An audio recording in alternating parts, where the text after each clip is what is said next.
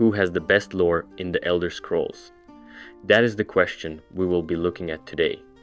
As always, I picked out 10 contenders whose lore I really like, and we are going to look at it today and, at the end, decide which is the best. This is of course subjective and just my opinion, so feel free to share your thoughts and opinions down below in the comments. And first up is Vivec. Vivec was born in Resdayn, long before the land was called Morrowind. His birth is described in many ways, with some legends saying he was the child of a Chimer noble, while others claim he came into the world under strange omens. Even as a child, stories say Vivec showed signs of greatness. His early life was shaped by the harsh lands around him, full of ash storms, beasts, and the conflicts between the Chimer and Dwemer. Vivec rose through these challenges, becoming a skilled warrior and thinker. He lived in a time when gods walked close to mortals, and when heroes were often shaped by war and ambition. His path crossed with those of Almalexia and Sota Sil, and together they formed what would become known as the Tribunal. This alliance changed the future of the Dunmer forever. The Tribunal discovered the heart of Lorkhan, hidden within the mountain, Red Mountain. Using powerful tools, they tapped into its divine energy. Vivec, alongside the others, gained godlike powers, becoming more than mortal. With this power, he protected his people, helped build great cities, and shaped the culture of the Dunmer. His city, named after him, became a center of faith and learning where pilgrims came to honor him. Vivec was not only a ruler but also a poet. His words were gathered in the 36 Lessons of Vivec, writings filled with riddles, symbols, and secrets. These texts describe his adventures, battles, and strange visions, though many who read them still debate their true meaning.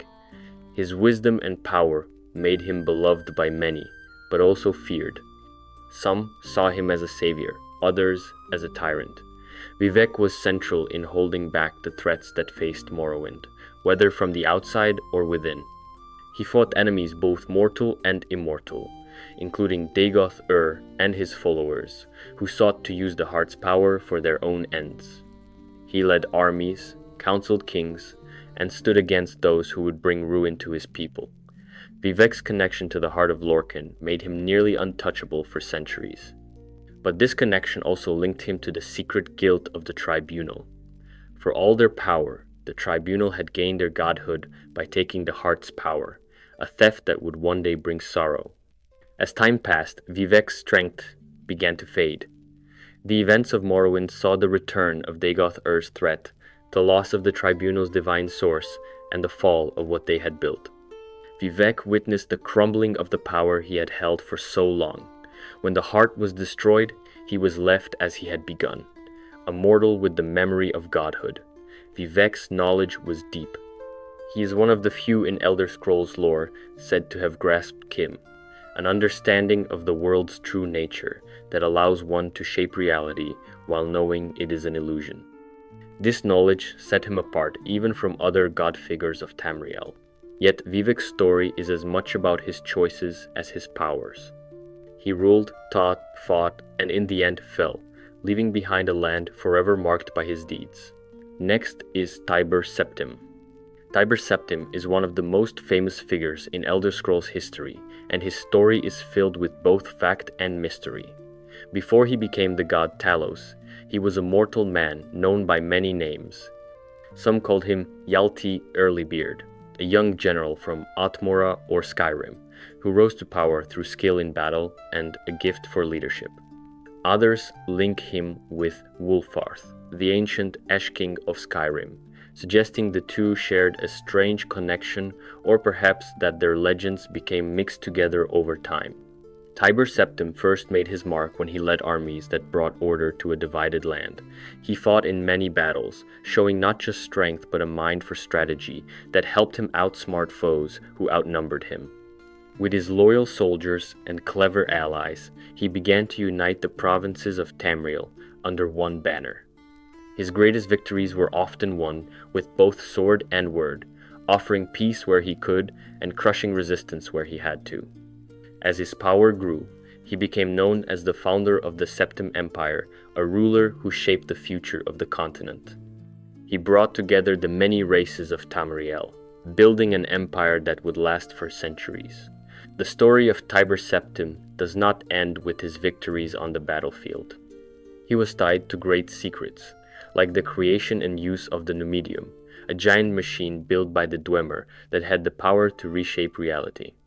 Tiber Septim used the Numidium to crush his enemies and secure his rule, but this came at a cost. The Numidium's power was dangerous, and its use left scars on history that would be felt long after Tiber's death. His link to the Towers of Tamriel is another part of his legend. The towers are said to hold up the world, each one a pillar of reality. Tiber Septim understood their importance and worked to protect or control them as part of keeping his empire strong. His knowledge of these deep mysteries of the world added to the sense that he was more than a simple man. In time, Tiber Septim was worshipped as Talos, the ninth divine. His deeds, both as a man and as a god, became part of the faith of the empire. People prayed to him for strength, guidance, and victory, and his name was spoken with honor in temples across Tamriel, but his rise to godhood is filled with questions. Some say he earned his place among the gods through his mighty acts. Others believe his godhood came from using the heart of Lorkhan or the Numidium's power, and some whisper that the truth is lost or hidden. The mystery of his true nature, whether man, god, or something between, remains one of the most debated topics in Elder Scrolls lore. Long after his death, Tiber Septim's name continued to shape the world. The worship of Talos became a symbol of pride for the people of Skyrim, a reminder of their greatest hero. But this faith also drew the anger of the Talmor, the High Elves who saw Talos as a false god. When the Empire signed the White Gold Concordat with the Talmor, the worship of Talos was banned, leading to anger, rebellion, and civil war. This struggle over his name and legacy is one of the driving forces in Skyrim's history. Tiber Septim's story is one of victory, unity, and mystery. From humble beginnings to the heights of power and beyond death into godhood, his tale has inspired generations. Next is Sheogorath. Sheogorath is one of the most strange and talked about figures in Elder Scrolls lore. His story is tied to that of Jiggalag, who was once the Daedric Prince of Order. Long ago, Jiggalag was a being of pure logic and structure. His mind worked with such perfect clarity that even the other Daedric princes began to fear him. They saw that Jiggalag's power grew with every age, as his need for order spread across the plains of Oblivion. Fearing that he would become too strong and that his order would crush their realms of chaos, the princes worked together to curse him. This curse did not simply weaken Jiggalag. It turned him into something else entirely. The Prince of Order became the Prince of Madness. Jiggalag's pure mind was shattered, and in its place rose Sheogorath, a being of madness, whimsy, and chaos. Sheogorath is not just insane for the sake of it. His madness comes from the breaking of a perfect mind, the ruin of a god who once saw the world in complete order. This cycle created what is known as the Grey March. For untold ages, the Shivering Isles, the realm of Sheogorath, would be shaped by his madness. The land was split between mania and dementia, two faces of madness. But with each age, the curse would twist back upon itself. Jiggalag would return at the end of an era, leading the Grey March to destroy all that Sheogorath had built. He would tear down the Isles, erase the chaos, and bring order once more. But this never lasted. After the destruction, Jiggalag would become Sheogorath again, doomed to rebuild the madness that he would later tear down. This endless loop is one of the most tragic stories in the lore. It shows a god who is both victim and villain, trapped by the will of his peers. But the tale does not end there. In the time of Oblivion, during the events of the Shivering Isles, a mortal hero enters the story. Known as the Hero of Kuach, this person rises to power within the Shivering Isles. They take on the tasks and trials given by Sheogorath, facing the challenges of the realm and its twisted rulers. In the end, they do what no one else ever could. They break the cycle. The hero of Kuwatch defeats Jigalag at the end of the Grey March and takes on the mantle of Sheogorath. This has led many to believe that the Sheogorath seen in later times, like in Skyrim, may in fact be this mortal, raised to the role of a god through deed and fate. Sheogorath's influence is felt not just in his own realm, but across Tamriel. He is known to play with mortal minds, driving them to madness or strange acts that shift the course of history in small ways. His artifacts, like the Wabbajack, are tools of chaos that leave their mark on the world. Stories tell of Sheogorath showing moments of strange fairness, offering gifts or wisdom in his own mad way. He is both cruel and kind, a force that cannot be predicted or controlled. His madness is not just destruction. It is a reminder that even the most ordered plans can fall apart, and that sometimes chaos brings its own lessons. The tale of Sheogorath and Jigalag is one of the most layered and rich in Elder Scrolls lore. It speaks of power, loss, and the struggle between order and madness. It leaves behind questions that fans still wonder about, like how much of Jigalag remains within Sheogorath, or what the future holds for the Shivering Isles now that the cycle is broken. Next is Mannimarco. Mannimarco is one of the most feared and powerful figures in Elder Scrolls history, a name that brings dread wherever dark magic is spoken of. His story begins in the early days of the First Era. Born an Altmer, Mannimarco showed a rare gift for magic, but his interest always leaned toward the forbidden. He became obsessed with the secrets of death and the soul, seeking to master the arts that others called evil.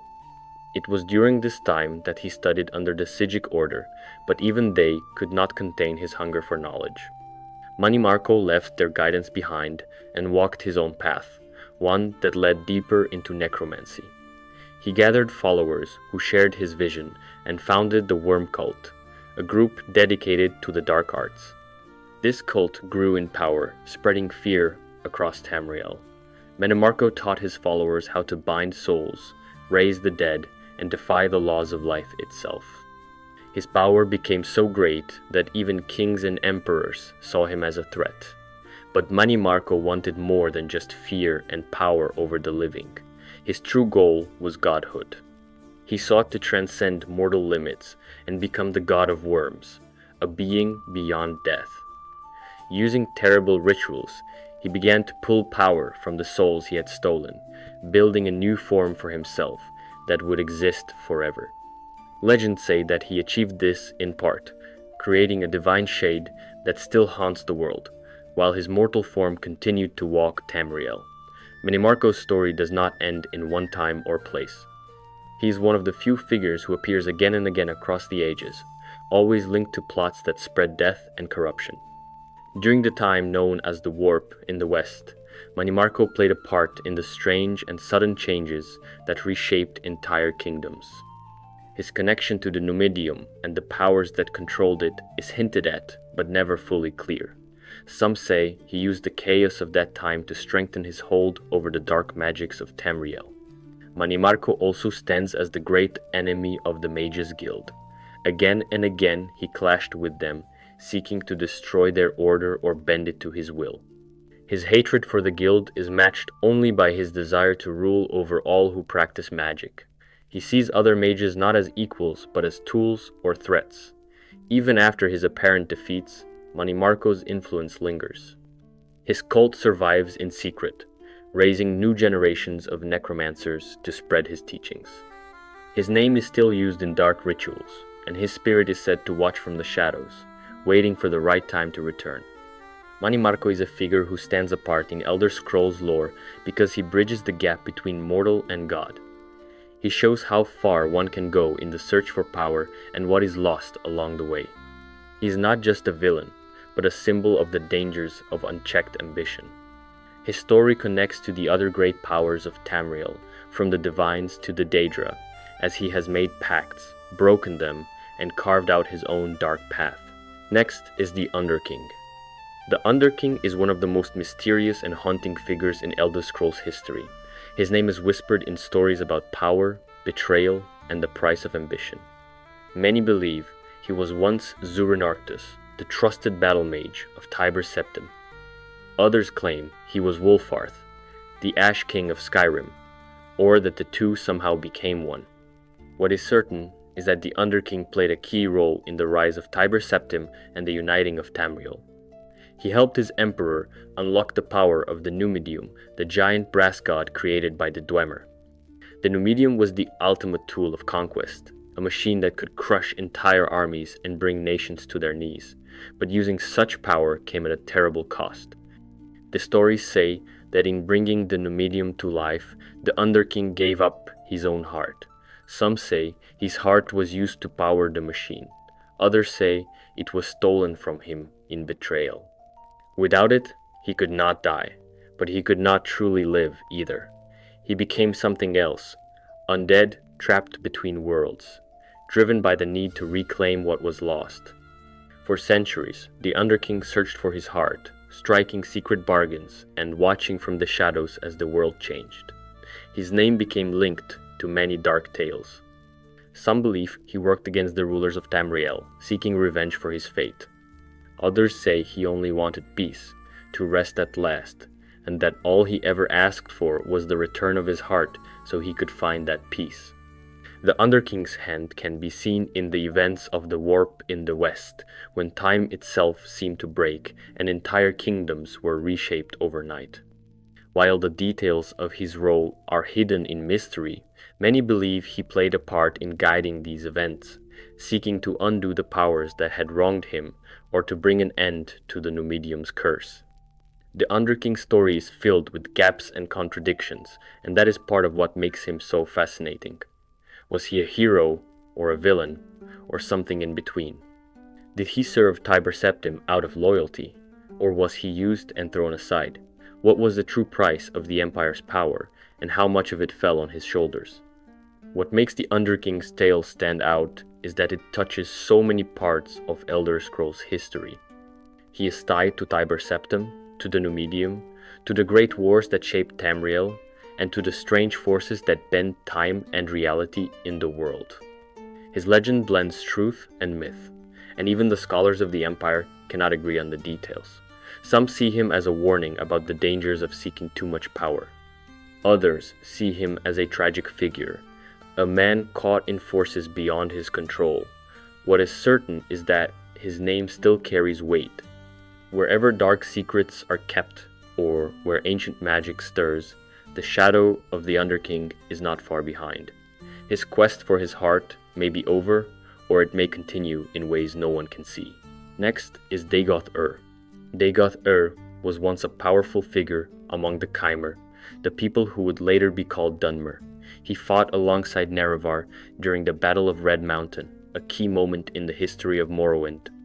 The Chimer united to face the Dwemer and the Heart of Lorkhan, a divine artifact of immense power buried beneath the mountain. After the battle, things changed drastically.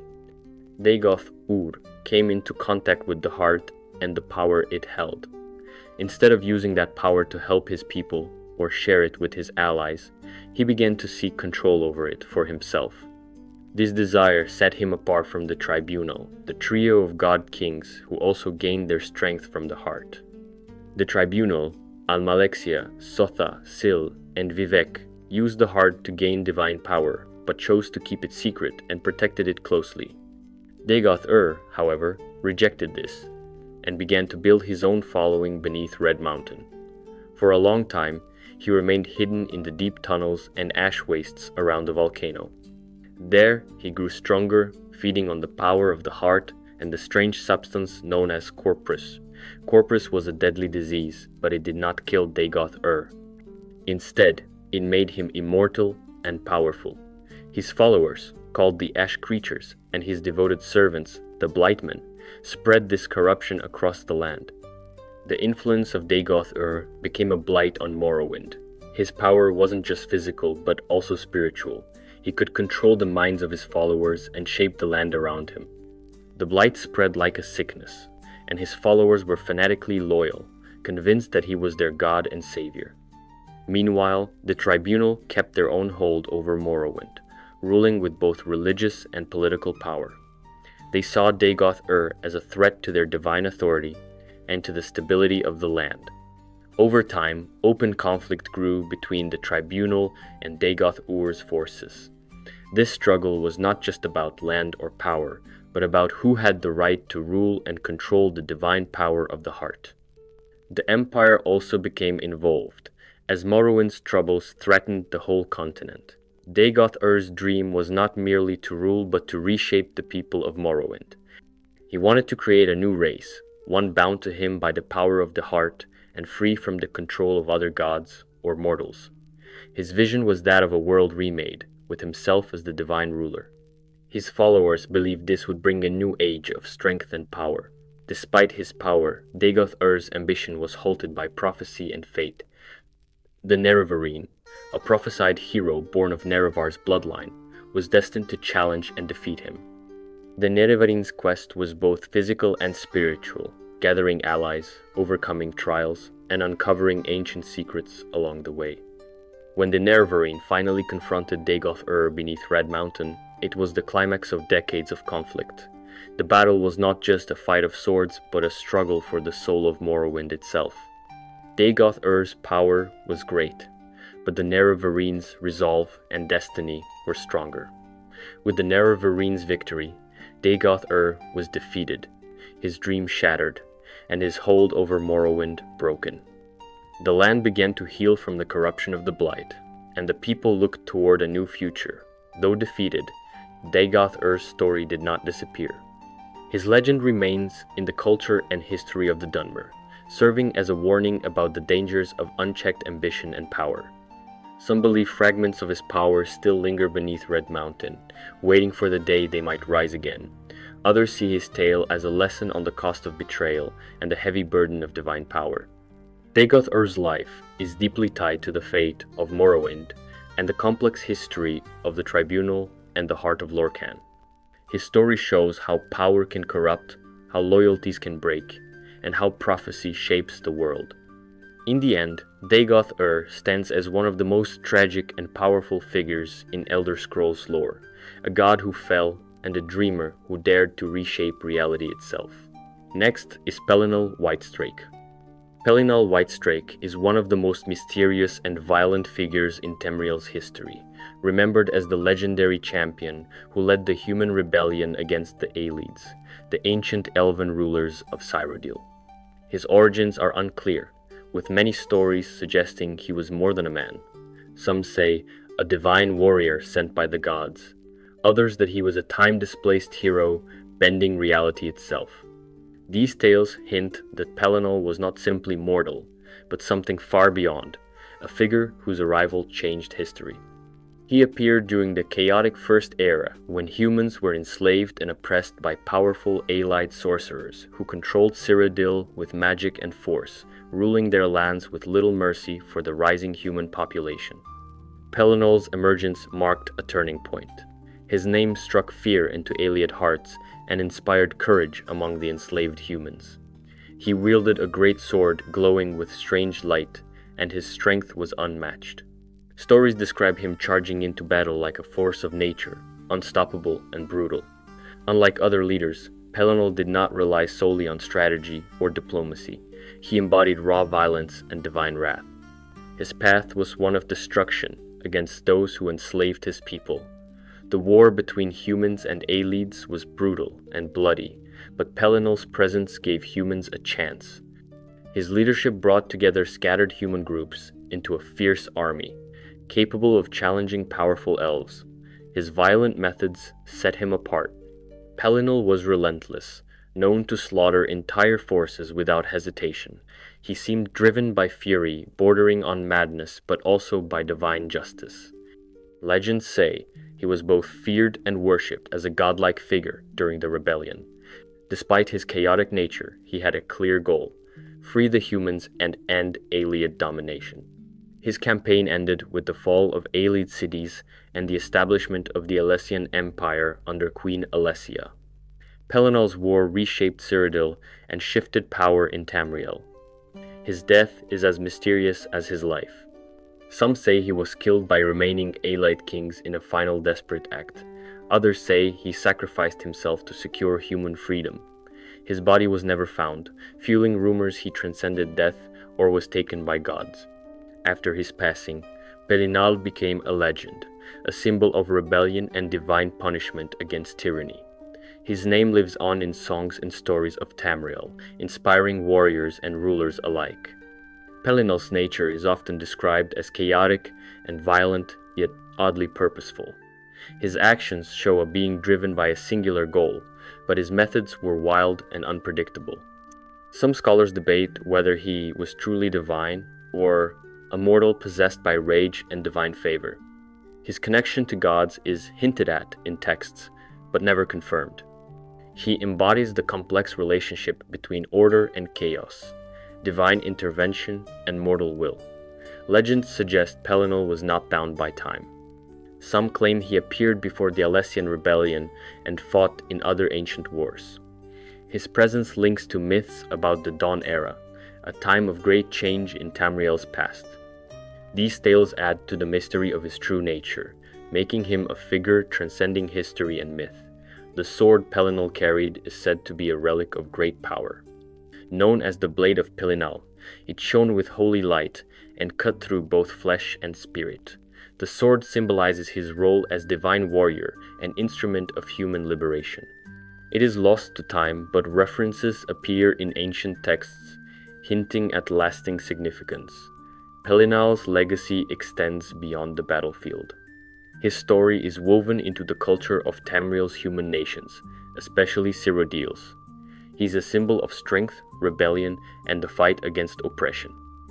His violent, unyielding nature reflects harsh realities faced by humans under Ayleid rule. He is remembered as a hero who shaped the future of the continent. In many ways, Pelinal represents the blurred line between mortal and divine, order and chaos.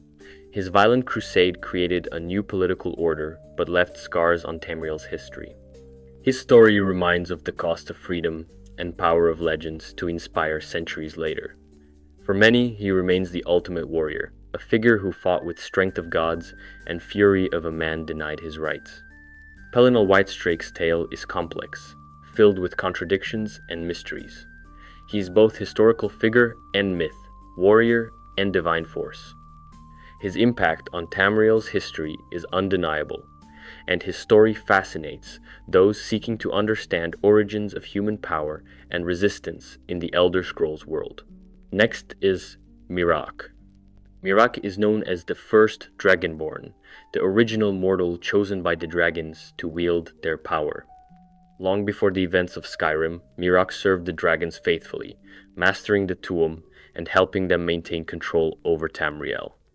His story is one of loyalty turned betrayal. Unlike the last Dragonborn who rises to fight the dragons, Miraak turned against his masters. He sought to break free from dragon control and claim power for himself. This defiance led to his downfall and exile. Miraak made a pact with Hermaeus Mora, the Daedric prince of knowledge and fate, trading his freedom for forbidden knowledge and power. This pact sent him into the realm of Apocrypha, a dark plane filled with secrets and shadowy knowledge. There, he remained imprisoned for centuries, plotting his return. When Miraak eventually escapes Apocrypha, he returns to Solstheim with the goal of ruling the island and surpassing the dragons. His return disrupts the balance and brings conflict to the region. Unlike most Dragonborn who use their powers to protect mortals, Miraak embraces darkness and domination. He commands powerful dragons and thralls, wielding magic granted by Hermaeus Mora to strengthen his position. His ambition is clear: to establish himself as the true master of Dragonborn and dragons alike. Miraak acts as a dark mirror to the last Dragonborn, the player's character. While the last Dragonborn fights to stop the dragons and restore order, Miraak represents the path of rebellion and chaos through power and control. This contrast deepens the lore around Dragonborn and their relationship with dragons and Daedric forces. Miraak's story adds complexity to the idea of destiny and free will within the Elder Scrolls world. His fall from loyal servant to tyrant shows the dangers of unchecked ambition and the lure of forbidden knowledge. His presence challenges the player to confront not just dragons, but the consequences of power used for selfish ends. In Skyrim, the player's journey intersects with Miraak's plot when they travel to Solstheim, an island with a rich history tied to the Dunmer and the dragons. Miraak's influence is felt everywhere, from the twisted landscapes of Apocrypha to the corrupted temples and shrines on the island. The player faces Miraak as a final challenge, battling his mastery of the Tuum and his dark magic. Defeating Miraak not only ends his reign, but also reaffirms the last Dragonborn's place in history as the rightful wielder of dragon power. Miraak's legacy is a cautionary tale about the nature of power and the consequences of breaking away from fate's design. His pact with Hermaeus Mora ties him to one of the most enigmatic Daedric princes, emphasizing how knowledge can corrupt and imprison even the mightiest. His exile to Apocrypha represents a physical and symbolic separation from the world he once sought to control. His return reminds all that some threats never truly disappear. They only wait for the right moment to rise again. Miraak's role in Elder Scrolls lore enriches the themes of destiny, rebellion, and the complex relationship between mortals and gods. He embodies the tragic figure whose ambition leads to exile, but whose power continues to shape the world. The player's confrontation with Miraak offers more than a battle. It is a clash of wills and fates, a story of power used and misused. Miraak's place as the first Dragonborn links him deeply to the mythology of dragons and the ongoing struggle to balance their influence. His character invites players to explore questions about loyalty, freedom, and the cost of power. Through Miraak, the lore shows that even those chosen by gods can fall, and that redemption or destruction can follow. Next is Molag Bal. Molag Bal, the Daedric prince of domination and enslavement, stands as one of the most feared and malevolent beings in the Elder Scrolls universe. His power centers on control and subjugation, making him unique among the Daedric princes. Unlike others who focus on destruction, knowledge, or change, Molag Bal's domain is about breaking the will of others and binding them to his service. His realm, Cold Harbor, mirrors Tamriel, but twisted into a place of eternal torment, where suffering and despair rule. Cold Harbor is full of prisons, dungeons, and decaying landscapes, designed to crush spirits and trap souls forever under Molag Bal's iron grasp. His influence reaches deeply into mortal affairs, credited as the creator of vampires, whose curse spreads across Tamriel. These undead creatures, once mortal, are warped by his dark power, doomed to endless hunger and pain, slaves to their master's will. Vampires show how Molag Bal corrupts life itself, turning vitality into a curse.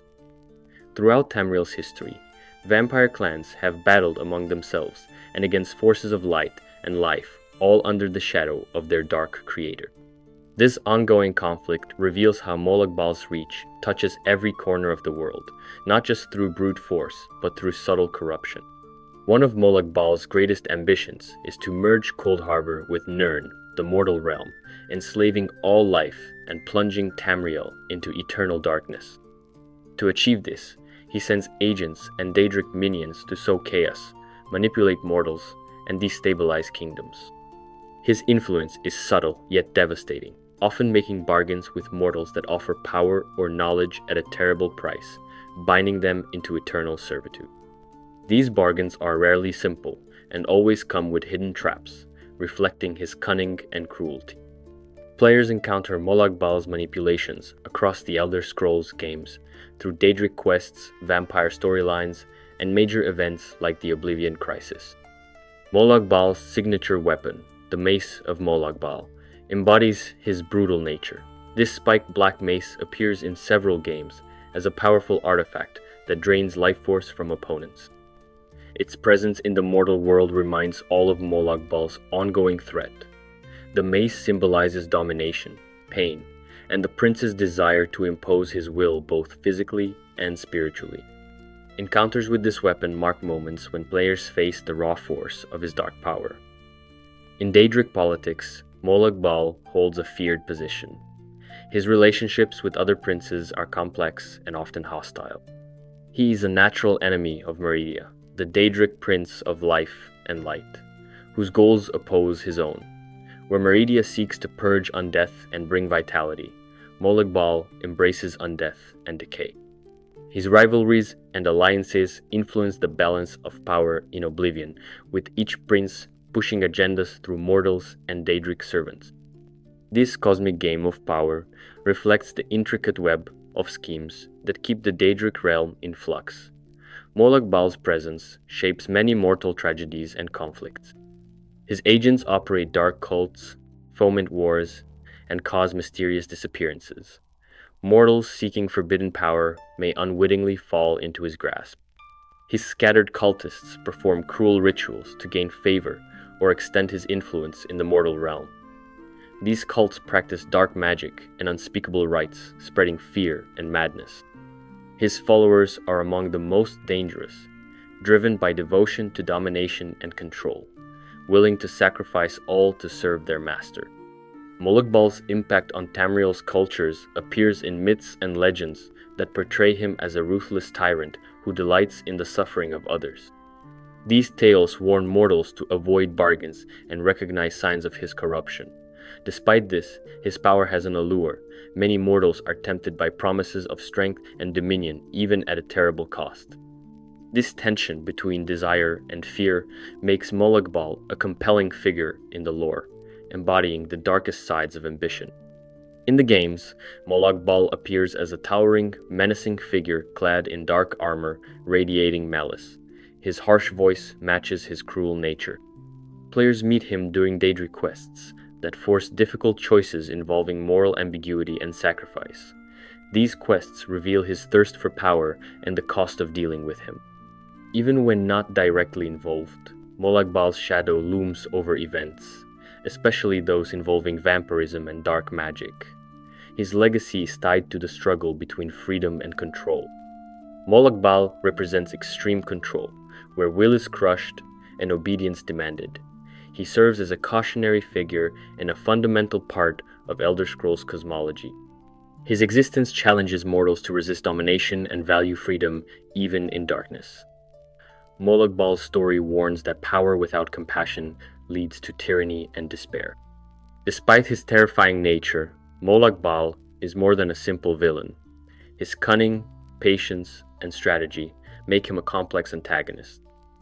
He does not rush into battle, but weaves long-term plans spanning centuries. His influence shapes politics, magic, and mortal ambitions alike, affecting kingdoms and individuals. This depth makes him an engaging figure in Elder Scrolls lore, encountered repeatedly from different angles. Molag Bal's role in Daedric politics hints at a cosmic balance among princes. Each embodies aspects of existence and desire, and Molag Bal's domain over domination is one piece of this puzzle. His interactions with other princes reflect conflicts that mirror mortal power struggles, adding layers to his character and showing his cruelty serves a purpose in the universe. Over centuries, Molag Bal has shaped Tamriel's darker history. From vampire clans' rise to the spread of slavery and cults, his hand is clear. His name inspires fear, hatred, and respect among those who grasp true power. And lastly, we have Mehrunes Dagon. Mehrunes Dagon is known as the Daedric Prince of Destruction, change, revolution, energy, and ambition. His domain focuses on chaos and upheaval, making him a figure tied deeply to destruction and the violent reshaping of worlds. Unlike some Daedric princes who represent knowledge or fate, Mehrunes Dagon embodies raw power and relentless change through destruction. His realm in Oblivion, the Deadlands, is a burning, volcanic wasteland full of fire, ash, and violent storms that reflect his destructive nature. The Deadlands is a place of constant upheaval where nothing remains stable, mirroring the prince's desire to tear down the old and make way for the new through force. Mehrunes Dagon's history includes several attempted invasions of Tamriel, the most famous being the Oblivion Crisis, where his forces breached the barriers between Oblivion and Nirn. This event brought massive destruction and terror to the continent, with Oblivion gates opening across the land, unleashing Daedric armies. The crisis forced mortal heroes to rise and fight back, eventually closing the gates and driving Dagon's forces back, but the scars of the invasion remained. This event shows his willingness to directly challenge mortals and the established order. Mehrunes Dagon often works through mortal cults and agents who seek power by serving him. These cults perform dark rituals and sabotage to weaken Tamriel's defenses from within, spreading chaos before a full invasion. His followers are driven by ambition and a desire to bring ruin to the old ways, making them dangerous allies and enemies alike. In various Elder Scrolls games, Mehrunes Dagon is a major antagonist whose influence shapes key events. His signature artifact, Mehrunes Razor, is a dagger known for its ability to instantly kill and its unpredictable nature. This weapon symbolizes Dagon's lethal and sudden approach to destruction. Encounters with Mehrunes Dagon or his followers often involve intense battles and choices that affect the fate of regions or even Tamriel itself. His ambition extends beyond mere destruction. He seeks to remake reality by wiping away old structures and replacing them with chaos. This ambition aligns him with change, but the change he brings is violent and complete, leaving little room for compromise or mercy. Mehrunes Dagon's role in Daedric politics is significant. He is a figure feared and respected among the princes, known for his aggressive tactics and unyielding drive. His rivalries with other princes reflect conflicting goals, where others might seek control or knowledge. Dagon wants outright annihilation. This tension keeps Oblivion's politics unstable and dangerous, with each prince balancing or opposing the others. Molag Bal and Mehrunes Dagon share some similarities in their harsh domains, but while Bal rules domination and enslavement, Dagon focuses on destruction and the violent end of things. This distinction highlights the diversity of Daedric influence and their unique roles within the cosmos. Mehrunes Dagon's cults and agents have influenced mortal history through acts of terror, assassinations, and warfare. His followers often infiltrate kingdoms or lead rebellions to destabilize governments. These actions prepare the way for his grand invasions and ensure his power grows even without direct Daedric intervention. Legends and myths surrounding Mehrunes Dagon portray him as a force of nature, unstoppable, relentless, and terrifying. These stories warn mortals to avoid provoking his wrath and to be wary of those who claim to serve him. His destructive legacy has shaped much of Tamriel's violent history and serves as a constant reminder of the thin line between order and chaos. The Oblivion Crisis remains the defining moment of Mehrunes Dagon's impact on the world. It showed his capability to threaten all of Tamriel and brought heroes together to resist his overwhelming forces. Even after this crisis, his ambitions did not fade, and his influence continues through cults and hidden schemes. His presence in games is often tied to moments of great upheaval, pushing players into conflicts where destruction is imminent and choices have high stakes.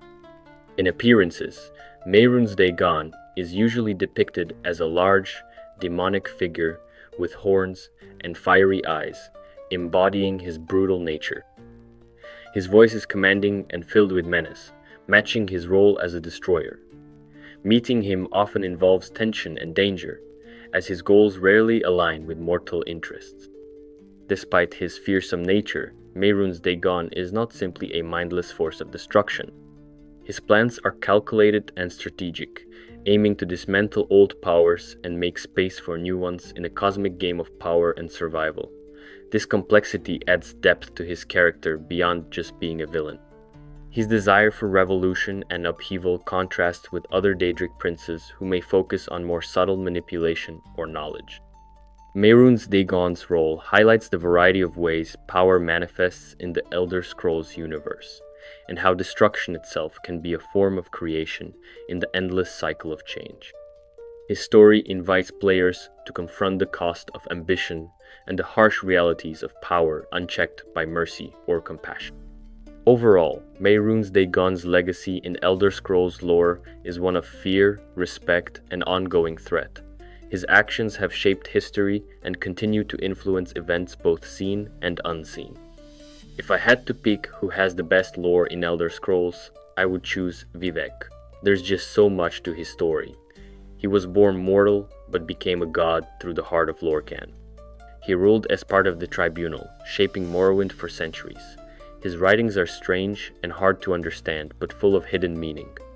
He knew about Kim, about how reality itself works, and he struggled with guilt, pride, and power.